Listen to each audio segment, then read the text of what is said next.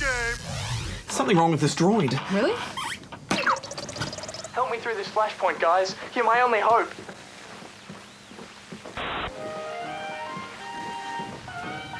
Alright, well, I think that's about enough of that. Yeah. MMOs come and go free to play. They're a tough space to develop in. But if there's one universe that'll pique the interest of even the most burnt out MMOer, it's Star Wars. BioWare and LucasArts have joined forces to bring us the Old Republic.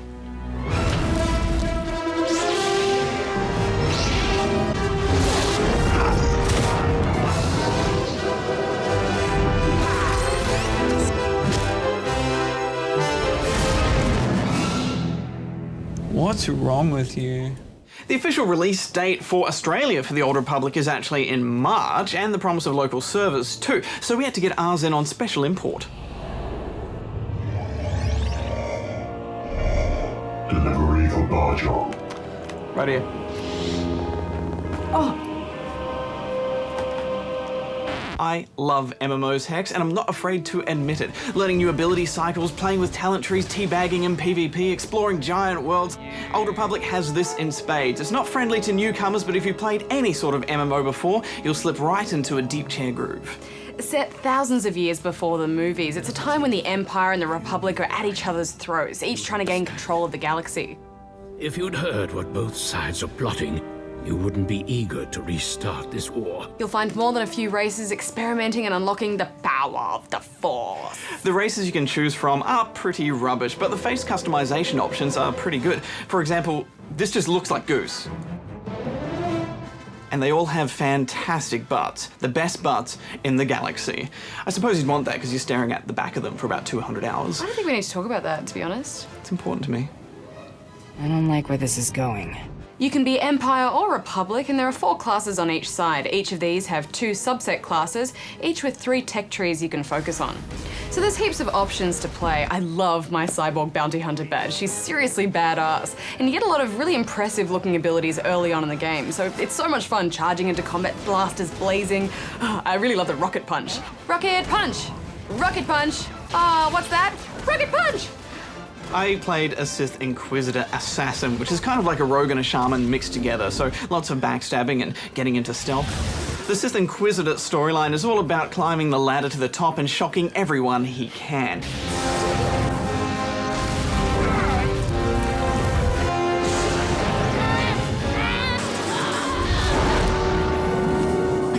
Look, lay off the lightning this time, okay? It's so much fun. There's your lightsaber. Now go, please. Here's something to remember me by. If there's a shock or a flirt dialogue option, Hex, I don't even read the other two. Teach me to ever trust a Sith. They all lie through their teeth. The classes respectfully embrace characters from both the films and universe. The Han Solo-inspired smuggler and the Imperial agent both use a cover system, which is a bit fiddly but quite fun to use, and it just feels like something Han would do. And there's no auto-attack either, so it gets quite frantic, especially in PvP. You know, I thought I'd get jealous of you, Badge, with that lightsaber, but then I discovered I had a flamethrower. Amazing. And the good thing is, every single class has their own storyline. So there's 8 individually crafted storylines. So we won't talk about them too much because they have spoilers. Spoilers in an MMO? Well, I never. I never killed what is he again, Mako? Trandoshan. Rhymes with dead meat. And on top of that, both the Empire and Republic have a unique set of quests on either side, so there's a huge amount of content. No, I get excited about going back to this game because I feel like my character has a personality and I'm excited to be her again. It's time we cut the head off this serpent.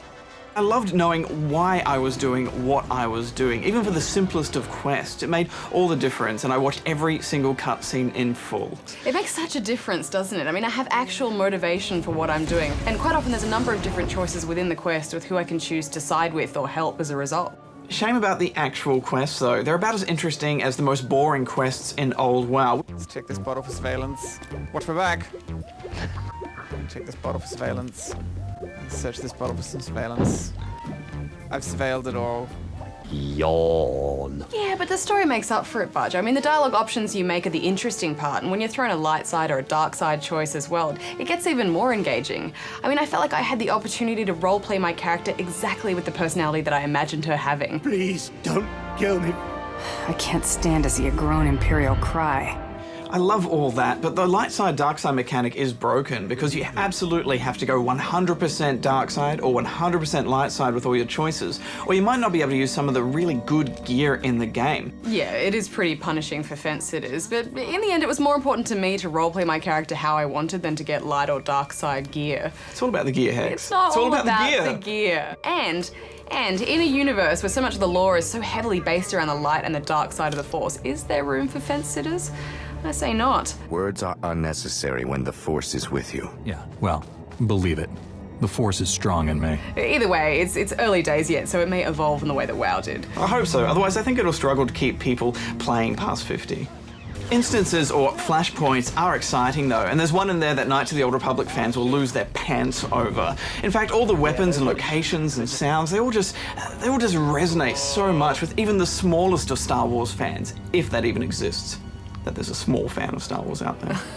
I think there's a few childhood gaming dreams here, Hex. Zipping about on Tatooine, fighting Jawas and Sam people, chasing mouse droids. I loved getting in my ship for the first time. Oh, my lovely ship. It reminded me of that moment in Firefly when Mal first sees the Serenity and just falls in love with it. This is where I sleep. This is my droid. This is the captain's chair, with the endless possibilities of space exploration stretching out in front of me. Ah, my ship. I hate the ship so much. I hate everything about it. I hate the fact that it's got an escape pod that you can't use. It's got this stupid droid. It's got the only chair that you can sit on in the entire galaxy. But most importantly, I hate the fact I get lost in it. After 260 hours in this game, I'm still getting lost in my stupid ship because it all looks the same. But the absolute worst part is to travel from one planet to another, you have to go through your ship, which means there's about 3 or 4 loading doors in between and airlocks that you can't speeder bike through. You have to walk. I'm only a Sith Lord. I can't frickin' use my speeder bike in a frickin' corridor. I hate the ship so much. But the Line at Wars inspired ship missions are quite fun. They're a good distraction. They're not X-Wing vs TIE Fighter, which is really what we wanted, but I quite like them a lot. Why is no one attacking me? Why are they all just flying in front of me? MMOs are usually quite dull on your own, but here you can pretty much just turn off the chat window and solo this game to 50 with only the odd difficulty spike. To keep you company, you also have a variety of companions you can pull out, each with their own individual storylines. Having Mako around really changed my solo experience. She was always there to back me up, keep me healed, and offer some friendly banter as we set off to join the Great Hunt. Never trust overly agreeable women. Well, except me. Best friends! Mako is my best friend! I love Cam Val. He's the one I use the most, and I like the way that he's always happy when I do something mean. I feel like he's just in the background there chuckling away. Companions also look after all of your crafting and collecting mats for crafting too, which is fantastic. It'd be good if every MMO could do that in future, please. You can even get it on with some of them and other NPCs, interspecialies, but not intersexualies. Yeah, what was that about? I mean, it's 2012. This is a fairly big issue in this day and age, and we're hopefully working towards a fairly tolerant future. I mean, I reserve the right, at least in video games, to be a digital lesbian. Me too. I mean, flirting in games is fun no matter who you're flirting with, and whether or not you're gay or straight in real life. I found it odd that BioWare's other games commonly had same-sex interactions, yet they specifically chose not to do it here. Sure you don't want to get some dinner with me? Yeah, in fact, due to public outcry, BioWare are adding a gay patch, but it is interesting that they actively chose to omit it. They must have had a meeting and said, we've done it for other games, we've got flirting in there, but not for Star Wars, and it makes me wonder why. Just do it. You'll feel better when it's done. Well, we should wrap this up, but let's talk PvP quickly. It needs a lot of work, and each patch is clearing it up, but there's only 3 zones, and because of the pings at the moment, it's very hard for us Aussies, especially if you're a backstabber. Hopefully that'll change in March. Let's go berserk! The standout is Hutball. It's a nightmare on your own, but with friends working together, it's an exhilarating, futuristic version of Gridiron with fire and jump pads. It's a great feeling getting that ball over the line, although sometimes I take it over my own line, just like in high school.